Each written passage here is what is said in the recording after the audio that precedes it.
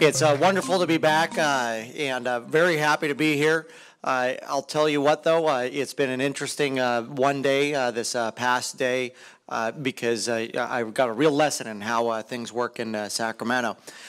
Some of you may have seen it online, so I see some acknowledgement on what's going on here. So I'll let you know.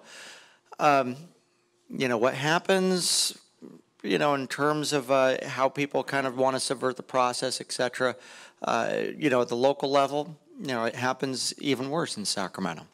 I felt going up as a new state assemblyman that overall, I was getting relatively decent treatment. Of course, things like the Democrats' worst office is better than the Republicans' best office and stuff like that. I expected that. We do have only 28 out of 80 total seats in the state assembly. And so considerations like that, I kind of expected going in there. But what happened just one day ago, yesterday evening, is something that was completely and totally unconscionable. But unfortunately for this person in particular, it's very much a habit and an escalation that he is engaged in. And what I'm specifically talking about is one of the things that I serve on. I serve on 4 committees in the state legislature. One of them is higher education. The other is water, parks, and wildlife. Obviously significant and timely issues that I wanted to be able to work on for California. Another is natural resources, which has a variety of issues that affect our local area. Since I had worked at the landfill department at the county for 2.5 years, I wanted to work on solid waste issues. We do have petroleum production still in Huntington Beach and Newport Beach. Natural resources deals with those, as well as a variety of other issues, mining, forestry, and other parts of our natural resources that we have in California. So there's a lot of good, interesting, and important issues to our economy and towards conserving our natural resources. But one of the things, and I point out that all 3 of those were ones that committees that I had to ask for. But there's one committee that is, honestly, it's one of the tougher committees for Republican, but I view it as a duty. Especially once I had this assignment. I'm the vice chair, which means that I'm one of only 2 Republicans on a 7-member committee, 2 to 5. There's a handful of committees where they really stack it because they want to make sure their bills get through and we have no ability to block them, even if we get one of the Democrats to be able to agree. And that's the Committee on Labor. So I think you may see what I'm getting into here. In the state assembly, what you would consider labor issues are actually split into 2 different committees. So public employee unions and public employee issues are dealt with what they call the PERS committee, Public Employee and Retirement Committee. That's a separate committee. The issues that we deal with are predominantly labor unions in regards to private businesses. So I get to spend one of these meetings every 2 weeks in which the guys who are staring the far end of the room are the Teamsters, the AFL-CIO, and all the other really pleasant and fun folks that we have representing quite a few folks. And so the chair of this committee is Roger Hernandez. And Roger Hernandez represents the San Gabriel Valley. But what's more important is that Roger Hernandez is the #1 go-to guy for labor unions to get their controversial issues passed, and he is most loyal to them. That's why he has this spot. He controls the filter by which what comes through that labor committee. When labor has those tough bills that they want to try to get to 41, and the Chamber of Commerce and all the businesses will call them a job killer bill, he's often the one who's carrying that job killer bill, because you know what? The union folks know that he's the guy who, when maybe it gets 34 votes or 35 votes initially, takes 41 votes to get through the state assembly, he's the one. What they'll do is it doesn't make it on that first vote, but there's a procedure in the state assembly. They call it, I'd like that bill to be on call, which means they have enough time, maybe the author, maybe somebody else. You know what they do to somebody who didn't press a button? Because a lot of the Democrats, they call them moderate Democrats, when one of those job killer bills shows up, they don't vote no. We got 2 buttons in the state assembly on each of our desks, a red one and a green one. They just don't vote. But it requires 41 votes to pass through our House. So they put on call and they say, you know what, we're going to visit that later in the session. And you know what Roger Hernandez will do? He's the guy that shows up and will help surround one of those folks who didn't press one of the buttons and says, you got to get on this. It's that kind of tactics is what we have to deal with. Luckily, it's not us Republicans, because the best part is, though we do have 28, we have 28 folks who are really darn solid. And I'm very, very proud of my caucus. We have some people who are elected in areas that haven't elected Republicans in 20 years, not since the 1990s. So we have David Hadley in the South Bay. We've got Catherine Bailey in the, Catherine Baker in the, her name was Katie Bailey. I've known her for over 20 years, so sometimes I'll call her by her maiden name. But Catherine Baker represents the East Bay and the San Francisco Bay Area as a Republican. It's the first Republican in the entire Bay Area. And so we had some great strides in this last election in terms of winning some key seats. But the best part is while not everybody votes 100% all the time, we have some pretty darn good folks that we can count on, whether they have very vulnerable districts that have a lot of Democrats like those two, all the way to people who represent the desert, the Central Valley, Northern California, all the way down to San Diego in terms of our Republican caucus. But the great thing is we hold tight, especially on the, a lot of these labor issues. But this is the guy. They depend on him to be able to push, and as some people say, to bully. So what happened at this meeting yesterday, I'm the vice chair for labor. Biggest issue comes in terms of a bill to us yesterday, and it's called SB 3. This bill will change the minimum wage. Keep in mind, they already passed a bill just only basically a couple of years ago, that's already in schedule to even increase the minimum wage already in the future. But they are saying this is not enough. So the 2 of the senators are carrying this bill, Senator Leno and Senator Leyva, and this bill would increase the minimum wage beyond what the current law will already increase it to $13. Which of course has its challenges in terms of how it'll affect our economy. What not a lot of people are familiar with is that when minimum wage increases, not only are a lot of state positions, whether it's through union bargaining contract or state law, they automatically increase in salary. So the minimum wage goes up and all these government workers automatically get a wage increase. Well, not only is there a problem in terms of the spending, but if you don't budget for that spending increase, guess what also happens? Because some of those folks do work with a lot of vulnerable folks, including some groups with a developmental disability. So when you raise the minimum wage, that means you increase the wages for certain folks, but you still have the same budget, and guess what? Folks get laid off. And so you have a challenge either way. But additionally, in the private sector, and we don't have a way to, in fact, on that first part, the governor the governor's finance committee had a study that showed how that shockwave effect works throughout the government. And actually, the governor is very skeptical of this increase. And so, but we'll see how that goes.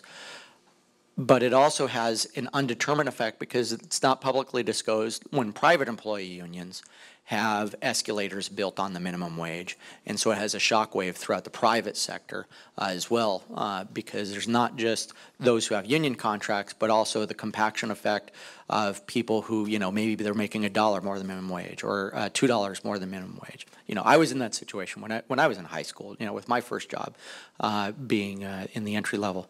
But the reality is it has an impact. Here's where the problem is. Those arguments and a couple of others that I was looking to make didn't get to be said. The debate was cut off. Out of those 7 members, of course, every Democrat got to say their piece in an unlimited fashion. And in fact, in this committee, the way it works is when you're vice chair, when the chair is out doing something else, working on a bill in another committee, then the vice chair serves as chair. But when the chair had come back and we had gone through a couple of speakers, even though he had acknowledged Evan Lowe, who is a previous speaker, is a new member of our committee, he represents Silicon Valley area, Vice Chair Harper will be next. Well, after Evan Lowe was finished, the chair said, there will be no more debate. We're going to go completely to a vote. In other words, they think they've got the votes to get this through the Senate. It's already gotten through the Senate and now through the Assembly. And they are trying to cut off the debate because they think that if they have the debate, then there's a chance that it may not go through as they have it planned. The chair we have does have a hothead issue. And so when I asserted myself, saying, this is inappropriate, I object, I came here to speak, I was in the queue, I had already asked to speak, you already said it, ruled me out of order, and I look at the other Democrats, saying, is someone going to say, is this guy out of order? Not one of them said a peep. And so it got so bad because I continued. I insisted on speaking because I'm not going to back down. I'm not going to give in to these bullying kind of tactics. But then he decided he was going to reach over one of the staff members and try to pull my microphone out of its socket. That didn't work. And so he went and asked the security to do so. One of the best things, it doesn't happen every time, but it does happen some of the time, and especially since we had such a high-profile issue that, of course, I wanted to speak on to represent you and everyone else who lives in the 74th District. Of course, this was all televised, which is the ultimate equalizer on this issue. Madam Secretary, call the vote. Mr. Chairman, I'd like to have comments. At this time, I'm calling the vote. You're going to cut off people in the queue? We're calling the vote. Madam Secretary, call the vote. Totally inappropriate. You're inappropriate and out of order. Madam Secretary, call the vote. I think it's totally inappropriate. Motion is due pass to appropriations. Hernandez? Aye. Hernandez, aye. Harper? Harper not voting. Chu? Aye. Chu, aye. Lowe? Aye. Lowe, aye. McCarty? Aye. McCarty, aye. Patterson? No. Patterson, no. Thurman? Aye. Thurman, aye. Mr. Right. Chairman, Thank I you. think the cutoff on debate is completely embarrassing. You're out of order. You're out of order. You're out of order. Totally inappropriate. Turn his mic off. It shows you how this is being ran through the state of Thank you, California. Mr. Chair and members. Thank you, Senators, for your patience and your good work. Thank you very much. We have a bill on call. You can't be yelling in this committee like that. No, you cut me off. Excuse.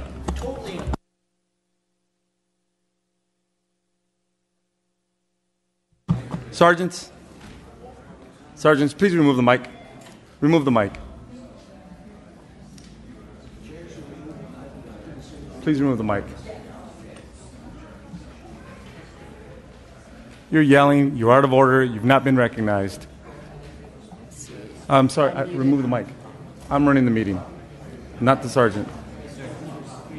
The thing I've been occupied over the last day is there's been a lot of media interaction, et cetera, on both local, statewide, as well as national media in terms of the absolute outright unfairness that happened in this committee, and especially in the context of trying to ram through legislation that's bad for our economy from my point of view, but to try to sidetrack that kind of debate. So I'll just say I've learned a little bit of a lesson on how things work.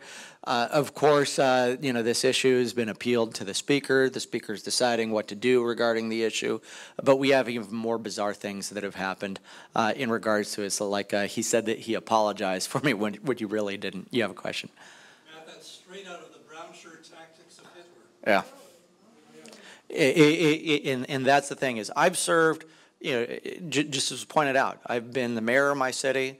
I've been on my city council for 4 years in Huntington Beach. I've served on the school board for actually 12 years. This is my 17th year in public office. And while I've heard of a lot of fracas that's happened in city council meetings, I've never heard where a mayor or a school board president, reaches over and tries to pull the microphone out of one of the city council members. It's just absolutely crazy. So I do want to share that with you. I for one applaud you.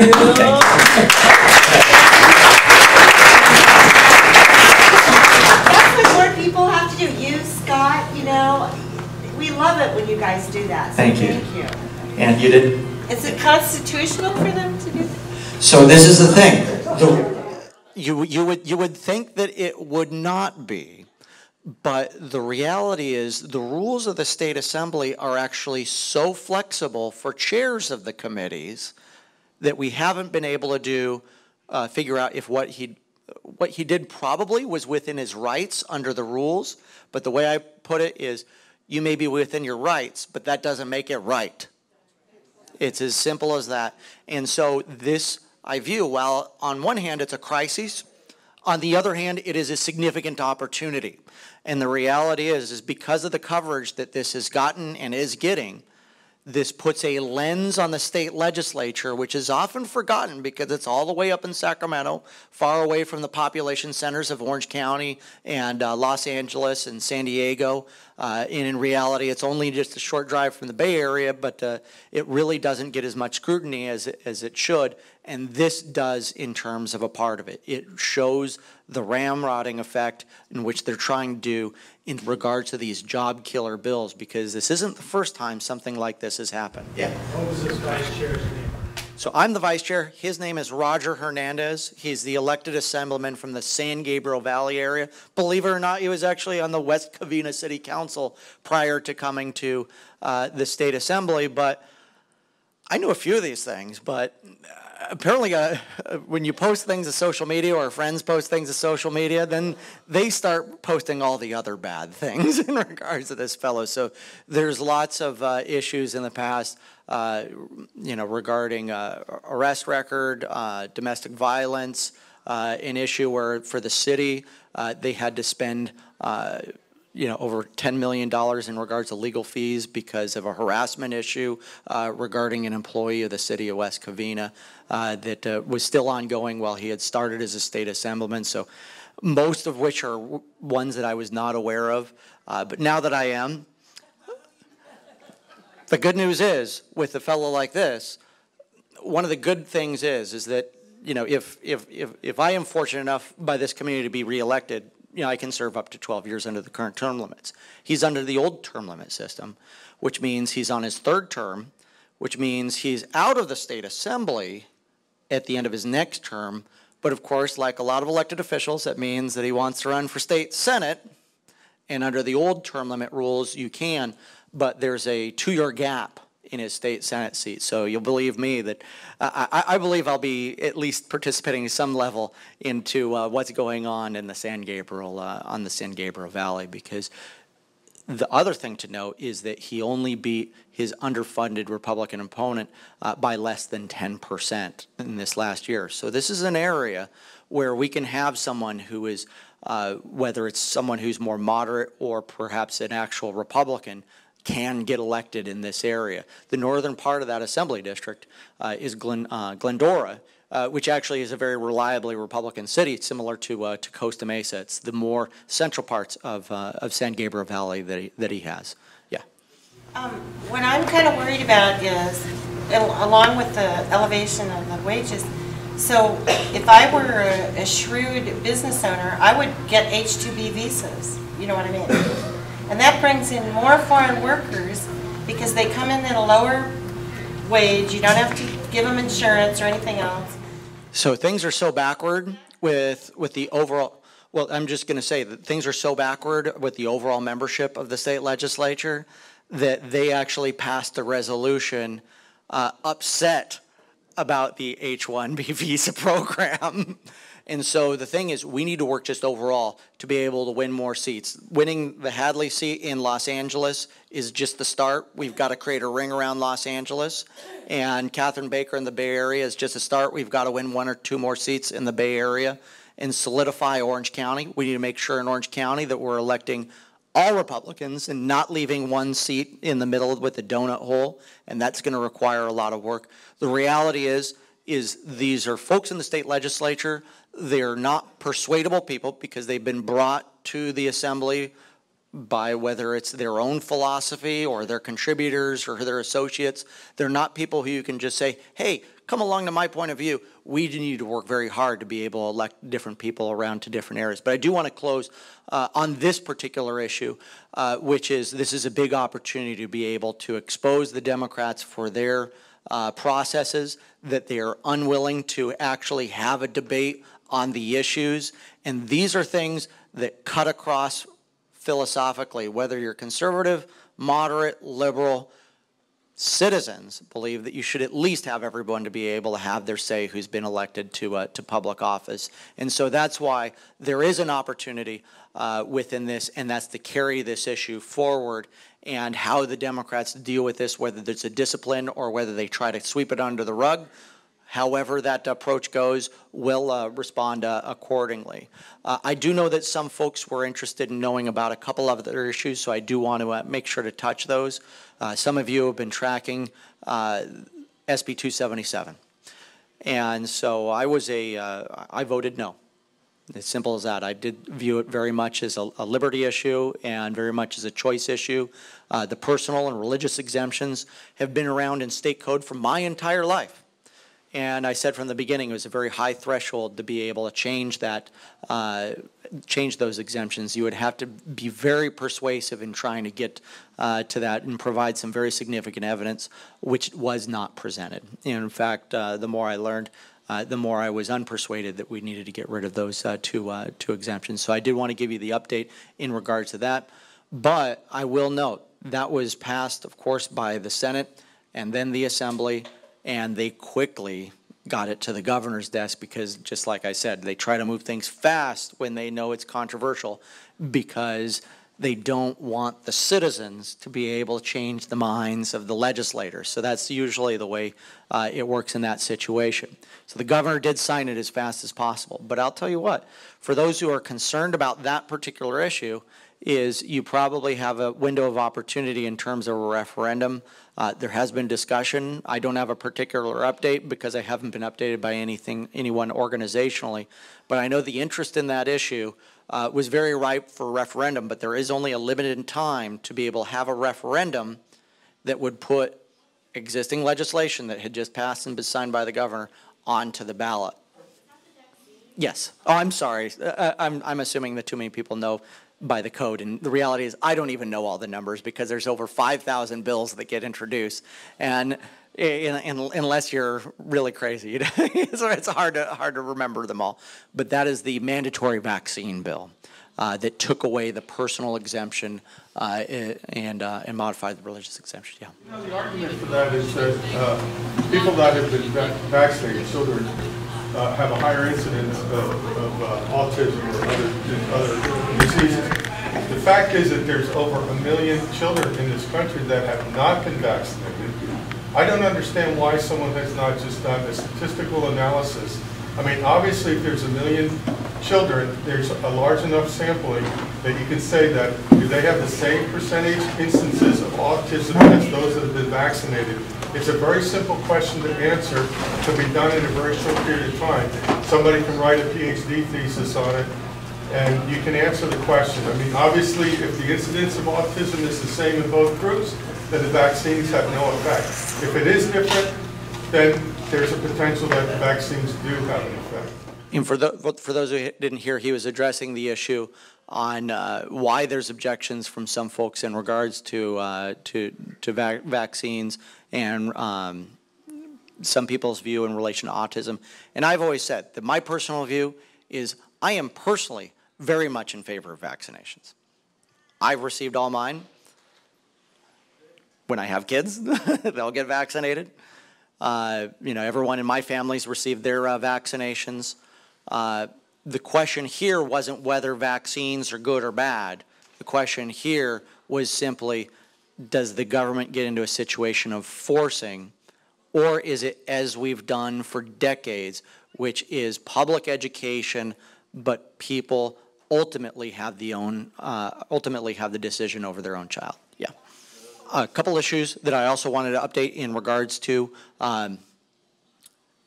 some of my bills I even had some hope for. All my bills, of course, are conservative, but some of them I really had hope that we'd really be able to get them through. In fact, one of them was my bill that would basically put a ban out on red light cameras.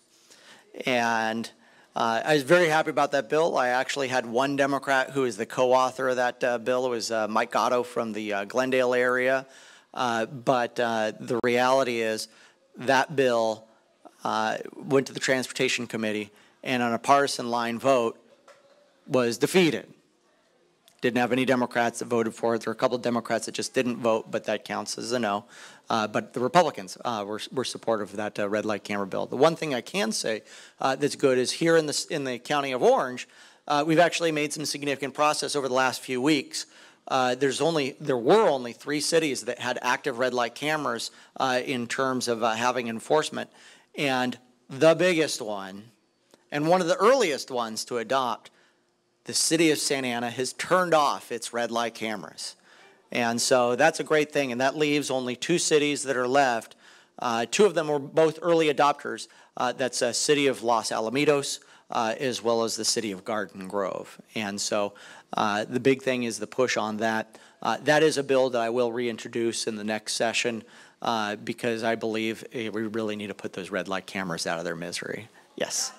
And so he's pointing out very much that originally these red light cameras were sold as a revenue source for their local communities. And some things were done in the legislature to kind of dissuade that, but that's still what they're trying to do. And so, you even have, small Los Alamitos trying to get a buck off of their red light cameras. But the reality is they actually cause more accidents than they prevent because so many people slam on their brakes and you end up causing all these bumper-to-bumper accidents, and it does not make up for the reduction on the other side. There you go. Some of the things to be able to address how to do that. So that was in regards to the red light camera. But I will update also another bill that I did not have a lot of optimism on, but it was an issue that I feel very strongly about. I actually divided up into 2 different bills. One of them, it would get rid of the plastic bag ban at the statewide level, and separately get rid of the paper bag tax. My hope was that even some of the Democrats that were in favor of the plastic bag ban, maybe they'd come around on the other one, on the paper bag tax, because rhetorically, there were a lot of folks who sounded like they'd probably come over on the other side. Lesson to learn in Sacramento is, quote, moderate Democrats will like to talk like they're in the center of the road, but when it comes to the reality, they come back to the homeland, if you will, and they end up voting like real Democrats. And so that one actually did fail. It was, of course, Alex Padilla's, now the Secretary of State's signature legislation. And so the good news about that is that even though my legislation failed in the Natural Resources Committee, the great news is that enough signatures were gathered around the state of California for that issue to be decided by the voters in the November 2016 elections. So you will get the ultimate decision on plastic bags. And so with that, I would also want to open it up to other questions that you had issues on. I will note, I think I can anticipate one. Me and Assemblyman Bill Breaux, we do have legislation in regards to the sober living homes issue. It's a 2-year bill, because the reality is we are constrained in terms of how we can modify state law by court precedent and court decisions. And so Assemblyman Bill Breaux and I each have our staffs working on an issue to try to address it. But what we're trying to do, we need to try to do 2 things. One, do something that will survive through the courts. But, and here's the big difficulty, we've got to have a bill that will get enough votes from Democrats to actually get to 41 votes. So that's the challenge. You want to follow up on that. What can we do to help you? So what you can do to help us is the more communication that there is with Democrat members of the Assembly on please addressing this issue. I will say one thing that actually is very helpful. We do pay attention to the editorial or the letters to the editor still, and it's an old strategy in terms of influencing your state legislators. But the reality is now we get so much email. Think about the things that aren't done so much anymore. When I get an actual physically written letter, I get maybe 1 or 2 of those a week. That's it. You know what? I read every single one of those. And so things like that, you know, handwritten letters, letters to the editor that get published in maybe Democrats' equivalent of the Daily Pilot or the Huntington Beach Independent, et cetera, and bringing attention to the issue of, you know, hey, this is an issue affecting all Californians, so that that local paper isn't just viewing it as a Costa Mesa issue and that's not in their area. There's got to be a way to be able to trigger them to have the interest in it. And the more and more attention there is to the issue, and your writing can inspire other people who are locally to write and contact their legislators as well. And so the more legislators, especially Democrats, that view this as an urgent issue, the better. Because the reality is, all of us in Orange County, so all of us Republican legislators that represent Orange County, whether it's Travis Allen on the north side, me, Bill Bro, Young Kim, Ling Ling Cheng, et cetera, all of us are dealing with similar issues in the cities that we represent. So we are very much interested in trying to find a solution that, one, is court-proof and will survive court challenge, and the second is, can it actually get enough Democrat votes? Yes. You're on the Education Committee? Yes, Higher Education Committee. They separate K through 12. So I've got the jurisdiction of the Education Committee includes community colleges, Cal States, University of California, as well as programs that through the state that benefit and work with private education. I still want to ask about Common Core. Okay, good question. I just came from Orange County Board of Ed. We presented 1,000 signatures petition for parents to apply Common Core. And there are two main issues out there. One is the notification of parents. Our local districts don't notify parents. One of the echoes is 40 which doesn't include parental rights. The second one is the data mining and privacy. Yes. And we're very concerned that the contracts that are out there, especially like Santa Ana, the core district, has a contract with the U.S. Department of Education that goes outside of LA as the same for Long Beach. I don't think we can. And so the thing is, it's a very difficult issue to be able to tackle because there's two approaches that you can have. There's the one, what will get through this makeup of the state legislature.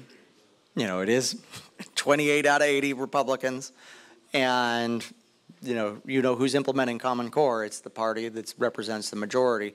And so the thing is, you're not going to get support in the legislature in terms of being able to undermine the president, because that's who they're for.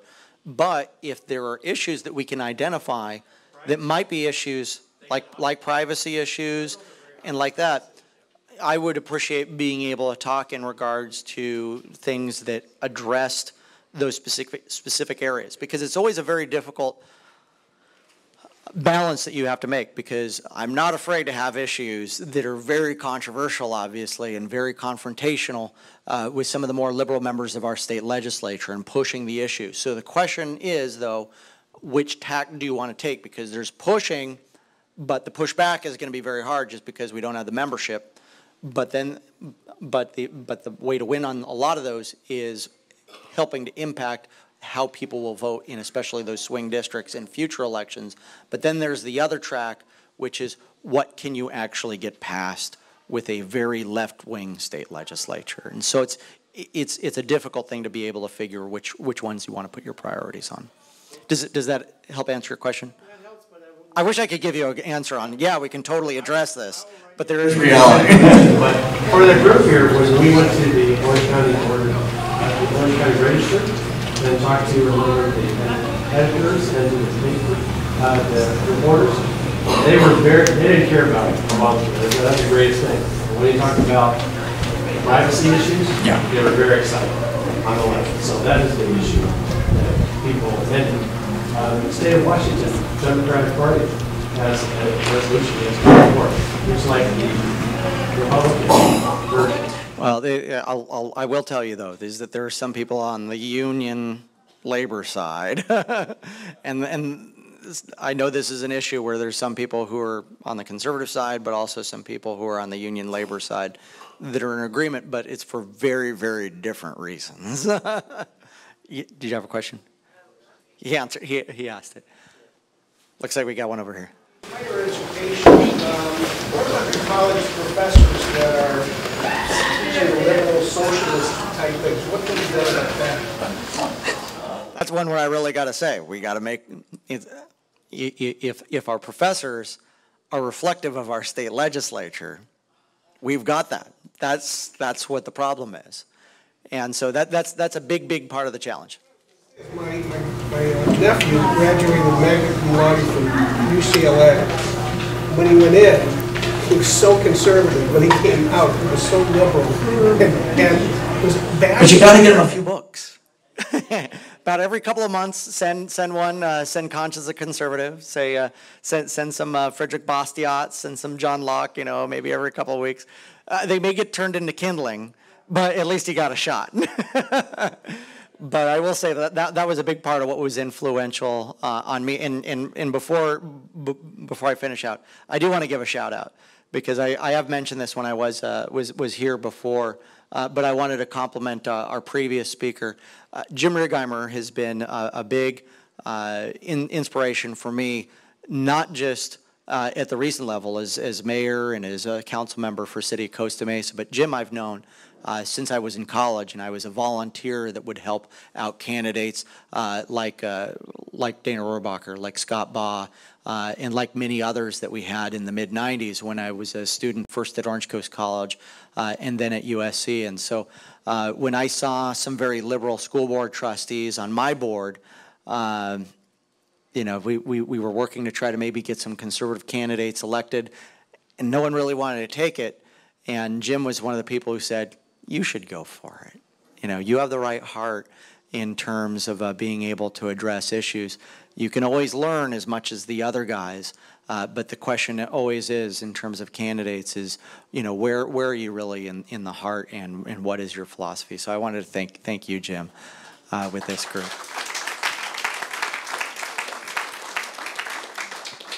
Well, I saw a couple more questions. Here we go. Does it feel sometimes like you're playing for the Washington Generals up there? Like, the game's rigged against you and there's no way to win. How do you move forward to change the game? So that's a very good question. If you didn't hear it, is sometimes when you're up in Sacramento, do you feel like you're playing for the Washington Generals as opposed to the Harlem Globetrotters? And the answer is sometimes yes, but sometimes no. Is, of course, the Harlem Globetrotters game is a game. And it is all for show. You know, they're not even playing for a championship or a conference or et cetera. It is entertainment. The reality is what we're doing in Sacramento is real life. It does matter. It may get frustrating from time to time. But the reality is I knew what I was getting into in this job. I knew it was not a 6-month project to make the state of California into a conservative, policy-centered state. This is a 8, 10, 12, and maybe 20-year project beyond when I'm there. The reality is this incident that happened yesterday, this is just one little piece, one little step in moving forward, and every step builds on itself on showing what we can do in terms of having personal responsibility honored, traditional values honored, making sure that you spend only what you can, not committing to giving away the entire store. And we need to do this not just because the state can do a great job, but we also have to, because there's so much local autonomy, we also have to make sure our city councils and our school districts and our counties are all on the same level. So it does take many steps. Everything worth doing is not easy to do. If it was easy to do, it would have been done already. And it takes a lot of us moving forward. It takes a lot of making sure we keep the good people. It makes sure we are building more people. You know, one thing that is always kind of frustrates me is sometimes we as conservatives, you know, sometimes we start seeing the differences in our stripes. You know, some are a little bit more traditionally oriented. Some are a little bit more libertarian oriented, or there's one issue here or one issue there. The reality is, this is California. You know, it's good to be able to discuss and have a debate, etc. But at the end of the day, when it's campaign time, when some of us have a small difference between us, we got to acknowledge the big difference of who we are confronted with. Because going back to the first issue, we are confronted with an election system where the politically most powerful are the union organizations within the state. The reality is they are not just labor organizations, they are political organizations, and they are powerful because they have people's livelihood at stake. And there are folks who get a little bit off of everybody's salary who make the big money, and they want returns. They want membership. We had a bill that would unionize every single person who's doing state-subsidized child care.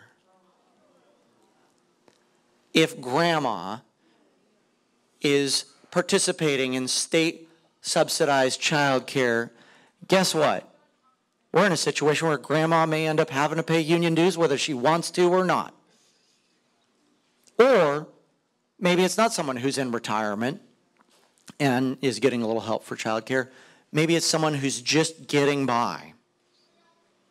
This is what they're doing because they're trying to juggle being care for their own child and work to have child care for others.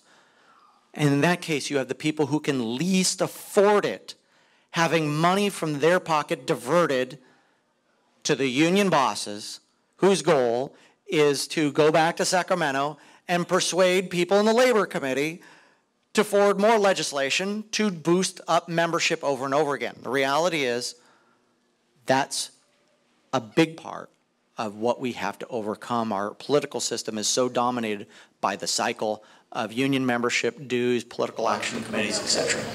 Isn't that the agenda of having preschool teachers a requirement?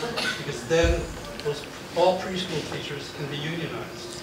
There's a coverage of about 200 issues where the unionization question is a big part of the motivator. Because even if the dues seem like a little bit for each person, you know, when you're talking about those County of Orange, 3 million people, or the state of California with almost 40 million people, it adds up. It adds up to big money. It's just like the issue on the plastic bag or the paper bag fee, where it's only 10 cents. Oh, it's only 10 cents a bag. You know, that's not a big deal for you. Hey, you bet it means a big to the bottom line when you're talking about a statewide issue. So that's a big part of in terms of staying involved, getting involved. The more independent thinkers, the more people who are interested in having responsibility in terms of spending, the more people who want workplace freedom, the better. And so that's a part of what I'm trying to achieve in Sacramento. I know it's a long haul.